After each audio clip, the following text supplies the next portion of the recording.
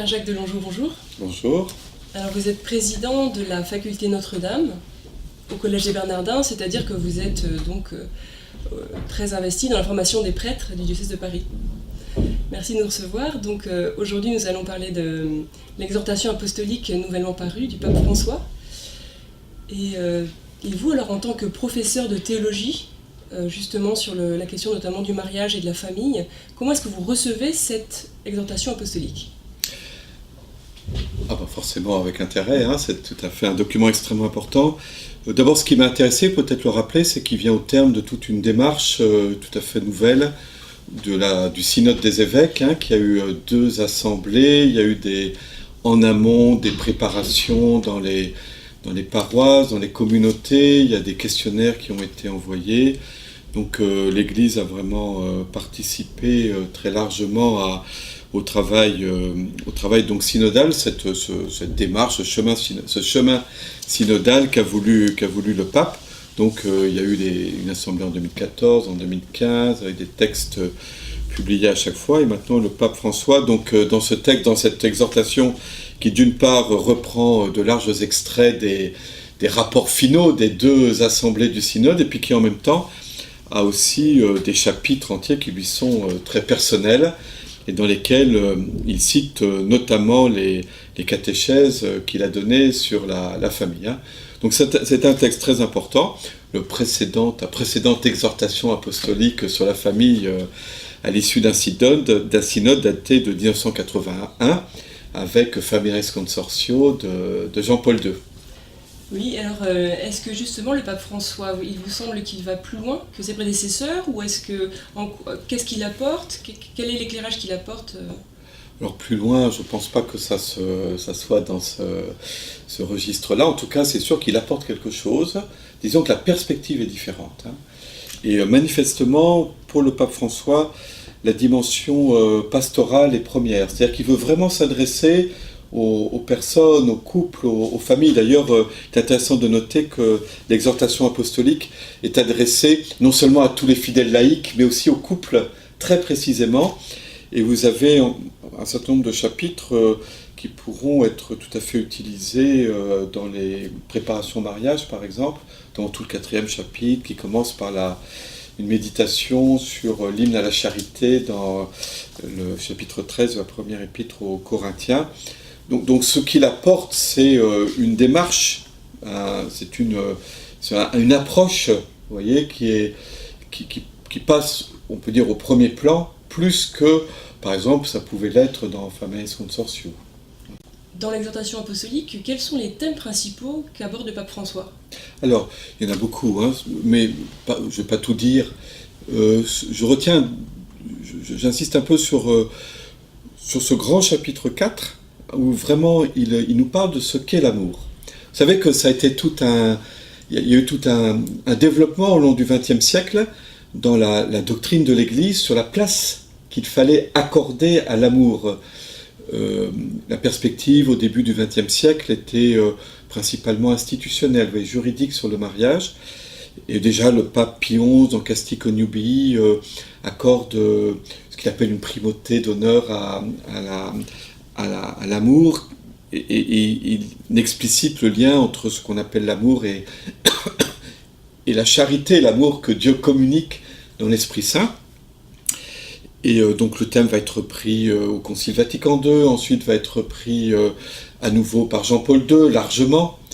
Et ici, nous avons tout un chapitre sur l'amour conjugal. Vous voyez, l'enseignement de l'Église va accompagner la prédominance du mariage d'amour qui a commencé en Occident et qui s'étend un peu au monde entier, et qui est quelque chose de relativement neuf dans l'histoire de l'humanité. Se marier par amour, c'était inédit. Autrefois, on se mariait parce qu'il y avait des arrangements entre familles, et l'amour, tant mieux s'il naissait, mais ce n'était pas la raison première. Et voilà que le mariage d'amour a pris la première place, et donc l'Église a accompagné avec toute une réflexion, une méditation sur la place de l'amour. Vous voyez, dans le mariage, nous croyons que Dieu est amour, qu'il a créé l'homme et la femme à son image, c'est-à-dire fait pour aimer. Mais qu'est-ce qu'on entend par amour ? Il y a toute une riche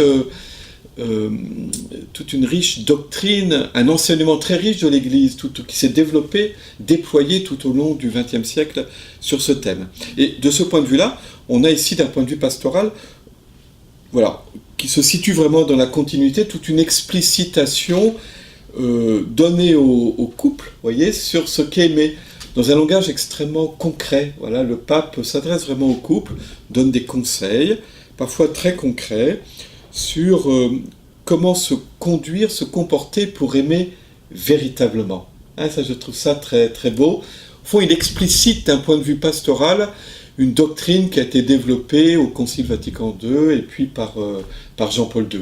Hein, quand Jean-Paul II parle du don, d'une certaine manière, le pape François va nous dire, mais au fond, concrètement, qu'est-ce que ça veut dire se donner, hein? Voilà, qu'est-ce que ça veut dire prendre patience? Qu'est-ce que ça veut dire espérer tout de l'autre? Voyez, il va expliciter cela. Et ça, je trouve très beau.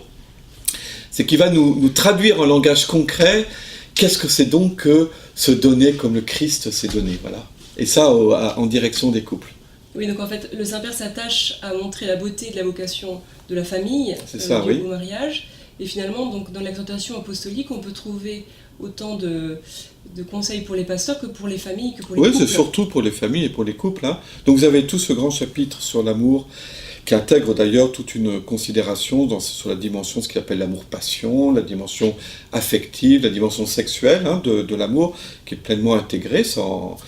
Et puis vous avez ce commentaire de l'hymne à la charité dans le chapitre 13 de la première épître aux Corinthiens, qui est très souvent choisi par les fiancés comme lecture pour leur messe leur célébration de mariage, et je pense que vraiment dans la préparation au mariage, on pourra lire ça. Il y a un autre aspect qui m'a beaucoup intéressé. Vous avez aussi tout un chapitre sur l'éducation qui est fondé sur la notion de vertu. C'est-à-dire l'idée que les actes bons, donc c'est une idée qu'on trouve chez saint Thomas d'Aquin, qui est toute la somme théologique, la partie morale est fondée sur les vertus morales, vertus théologales. Et le pape reprend ça, il cite souvent Thomas d'Aquin dans l'exhortation apostolique, il reprend ça pour montrer que la moralité, c'est pas tant la liberté humaine affrontée à des règles morales telles qu'on le comprend aujourd'hui, avec l'espèce d'affrontement entre ma liberté et puis la volonté de Dieu, et pour être libre, il faut que je fasse fi de la norme morale. Vous voyez, on est tout à fait dans cette logique-là. Et le pape ici nous rappelle que dans la grande tradition de l'Église, les actes moralement bons naissent d'abord d'une disposition acquise à agir bien. Et que le rôle de l'éducation, c'est d'établir, vous voyez, dans une personnalité, ces dispositions à agir de manière bonne, ce qui fait que le bien moral coule comme de source, vous voyez, parce que on aura acquis grâce à l'éducation, cette habitude, ces dispositions, ce bon pli, vous voyez, pour agir de manière bonne. Et je trouve que c'est des chapitres vraiment très stimulants. Alors, on sait aussi qu'il y avait beaucoup d'attentes concernant la question plus douloureuse de la famille, des familles qui sont touchées par le divorce, oui. Et donc des époux qui se sont remariés civilement. Donc dans le point 305, le Saint-Père ne les oublie pas, bien sûr, puisqu'en tant que pasteur, il veut les rejoindre.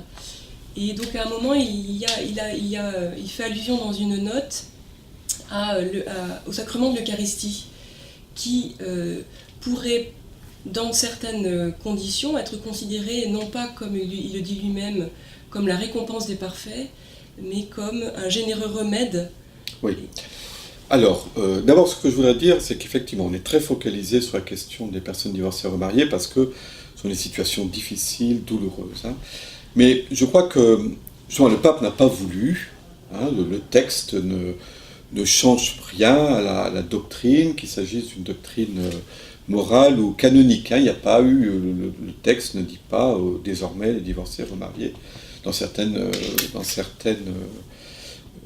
conditions pourront communier. Il ne change pas le droit, voyez, de l'Église, de même qu'il ne change pas la doctrine morale.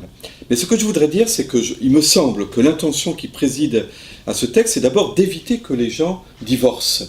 Et c'est pour ça qu'il y a ce grand enseignement sur qu'est-ce que c'est qu'un amour conjugal véritable, qu'est-ce que c'est que le chemin d'un amour conjugal qui affrontera les difficultés, mais justement sans divorcer. Vous voyez, je crois que d'abord, ce qu'il veut, c'est d'abord aider les couples à prendre conscience de ce qu'est le mariage, à quoi cela engage, pour autant que possible prévenir, vous voyez, les divorces. Je crois que c'est comme ça que moi je le reçois. Hein.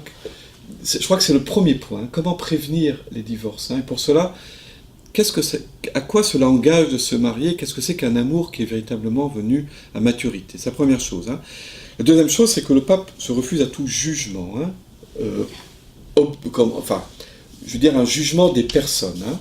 Donc, il faut bien distinguer l'objectivité d'une situation du jugement sur les personnes. Hein. Et c'est à ce niveau-là qu'il se situe dans le chapitre 8, qui a été déjà largement commenté et décrypté. Hein. Donc, il reprend un thème tout à fait classique de la théologie morale, qui distingue toujours donc entre l'objectivité d'un acte, l'objectivité d'une situation, d'un comportement, et d'autre part, le degré d'engagement, voyez, de responsabilité, d'implication des personnes dans ces actes, dans ces situations, dans ces comportements. Donc l'Église juge, un enseignement moral sur les actes, leur objectivité. C'est pour ça qu'on va dire que tel acte est mauvais, toujours mauvais. Mais en même temps, ensuite, il y a le jugement en conscience, voyez, de chacun, qui là relève un peu du secret de la personne par rapport à sa propre conscience. Je rappelle que le jugement de conscience est toujours un jugement très exigeant, hein. Donc par rapport à sa propre conscience, sous le regard de Dieu, ce qui se produit donc dans le face-à-face, qui peut se produire dans le face-à-face personnel entre un prêtre et une personne. Hein. Et c'est là où le pape se refuse à dire, moi je ne peux pas juger, voyez, les personnes, même si on peut qualifier objectivement des actes, des situations.